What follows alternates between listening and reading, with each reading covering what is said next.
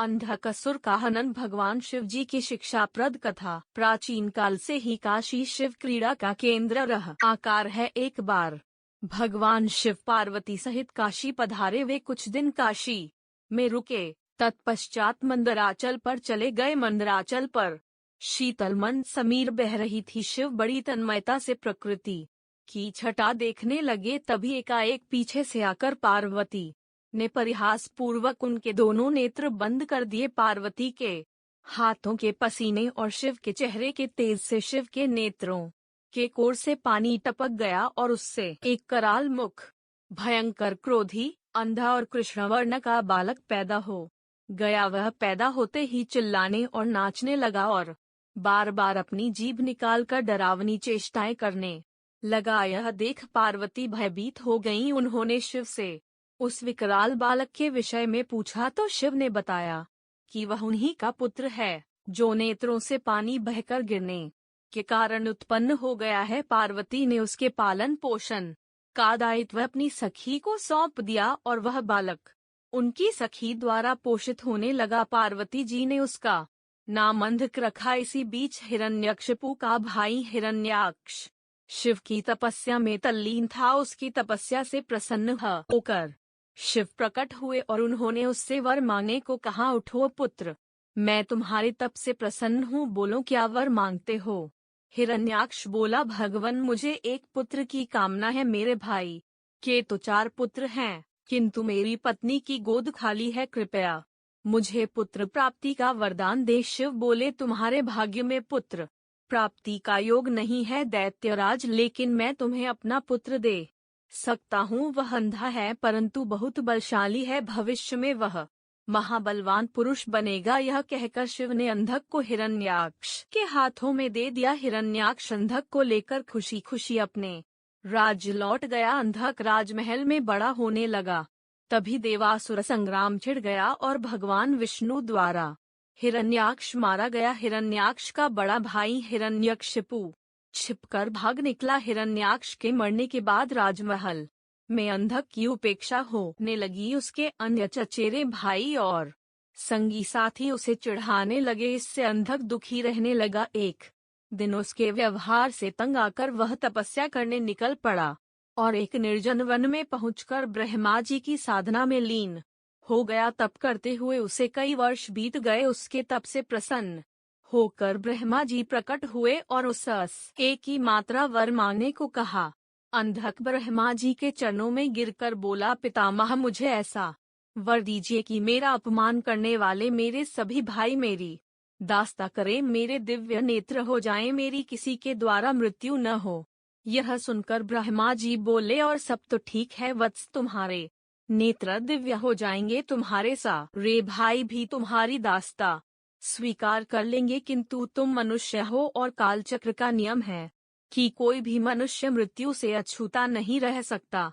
अंधक बोला, तो फिर ऐसा ही वरदान दीजिए कि मेरे शरीर से निकले रक्त की एक एक बूंद से मेरे जैसे पराक्रमी वीर उत्पन्न हो जाएं। ब्रह्मा जी बोले, ठीक है, मैं तुम्हें यह वरदान देता हूँ, साथ ही यह भी वरदान देता हूँ कि तुम्हारी मृत्यु विष्णु तथा शिव के द्वारा नहीं होगी। अंधक को वरदान देकर ब्रह्मा जी अंतर्धान हो गए और अंधक वरदान पाकर एकदम सुपुष्ट एवं नेत्रवान पुरुष बन गया। वह वापस दैत्यपुरी लौट आया। वरदान प्राप्त करके वह बेहद कामुक हो गया। उसके अत्याचारों से नाग, यक्ष तथा देव गंधर्व सभी दुखी रहने लगे। वह सब ब्रह्मा जी की शरण में पहुँचे, किंतु ब्रह्मा जी उन्हें कोई आश्वासन नहीं दे सके, क्योंकि अंधकासुर उन्हीं के वरदान स्वरूप तो यह उत्पात मचाए हुए था। आखिर निराश होकर सब लोग शिव के पास पहुँचे और उन्हें अंधकासुर के अत्याचारों के बारे में अवगत करा। या शिव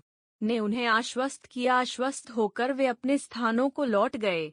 शिव पार्वती मंदराचल पर्वत पर ठहरे हुए थे। तभी एक बार अंधक अपनी सेना के साथ मंदराचल पर पहुंचा। पर्वत की सुरम्यता देखकर वह विभोर हो उठा। उसने सोचा, कितना सुंदर स्थान है, क्यों न यहाँ अपने लिए एक स्थायी नगर का निर्माण करा दिया जाए। यह सोच उसने अपने एक सेवक को आदेश दिया, तुम कोई उचित स्थान तलाश करो जहाँ हमारे लिए एक शानदार महल बन सके आज्ञा पाकर सेवक उची तस्थान की खोज में निकल पड़ा। कुछ दूर जाने पर उसे एक जटाधारी पुरुष तप करता दिखाई दिया। उसके समीप ही एक सुंदर स्त्री बैठी हुई थी। उसने सोचा, वाह क्या सुंदरी है, लेकिन यह इस तपस्वी के पास क्या कर रही है। इसे तो राजमहल की शोभा होनी चाहिए, चलकर महाराज को सूचित करूं। यह सोचकर वह वापस लौट आया और अंधक को सारा वृतांत कह सुनाया। सुनकर अंधक बोला, फिर से जाओ और उस सुंदरी को उठाकर मेरे पास ले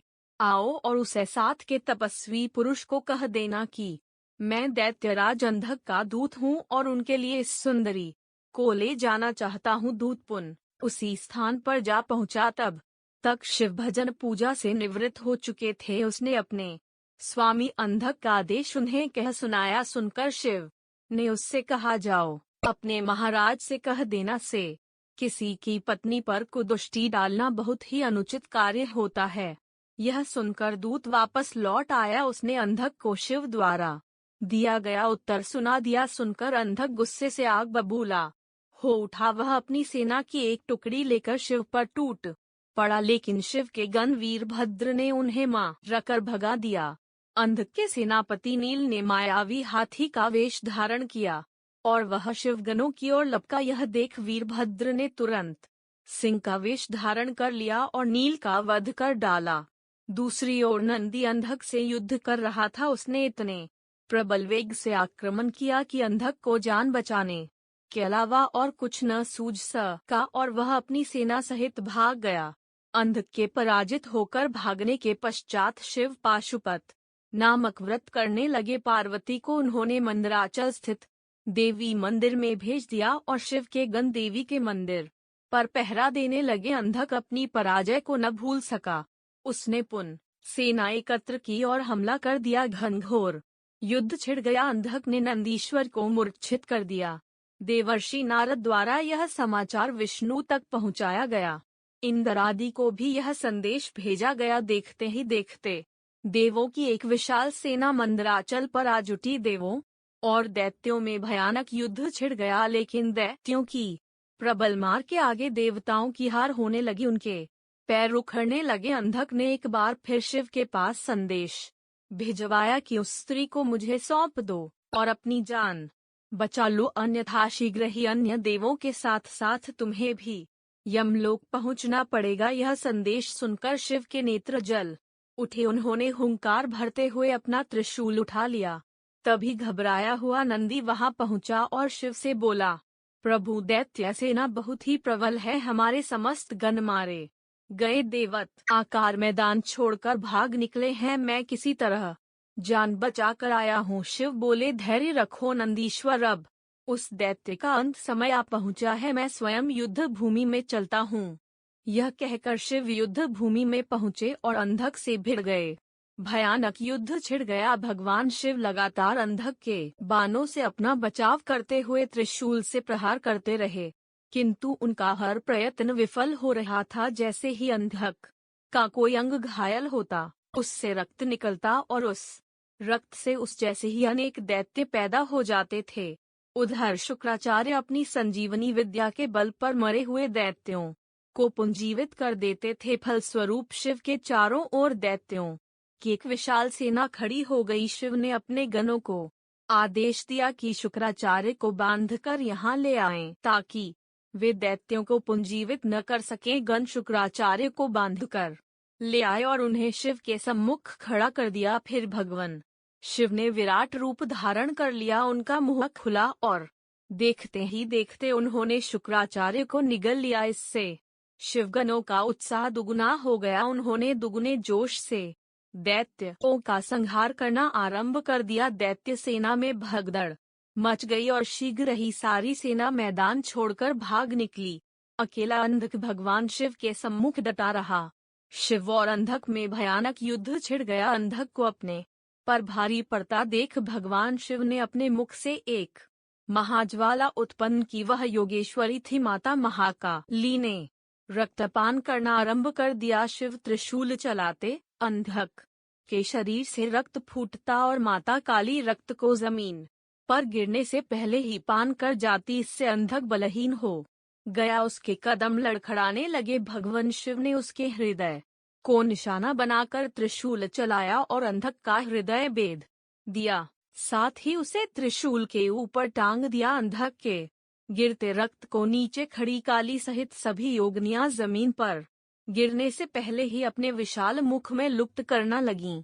फिर युद्ध शांत हो गया, लेकिन ब्रह्मा जी के वरदान स्वरूप अंधक नहीं मर सका। वह त्रिशूल पर टंगा टंगा ही शिव का जाप करता हुआ अपनी भूल का प्रायश्चित करने लगा। दयालु शिव उसके जप से प्रसन्न हुए और उसे त्रिशूल से नीचे उतारा और वर मांगने को कहा। अंधक ने शिव के चरणों में प्रणाम करके कहा, भगवान मुझे क्षमा करें, मुझसे बहुत बड़ा अपराध हो गया था। मैंने माता पार्वती पर कुदृष्टि डाली थी। अब से मैं आपकी सेवा में रहूंगा और कभी भी अपने अंदर दैत्य भाव जागृत न होने दूंगा, नहीं देव विरोधी कार्य करूंगा। प्रभु मैं चाहता हूँ कि मुझे दिव्य दृष्टि प्राप्त हो जाए। आज से मैं हर समय आपकी सेवा में दास की तरह उपस्थित रहूं, मेरे समस्त विकार धुल जाए। तथास्तु कहकर भगवान शिव अंतर्धान हो गए।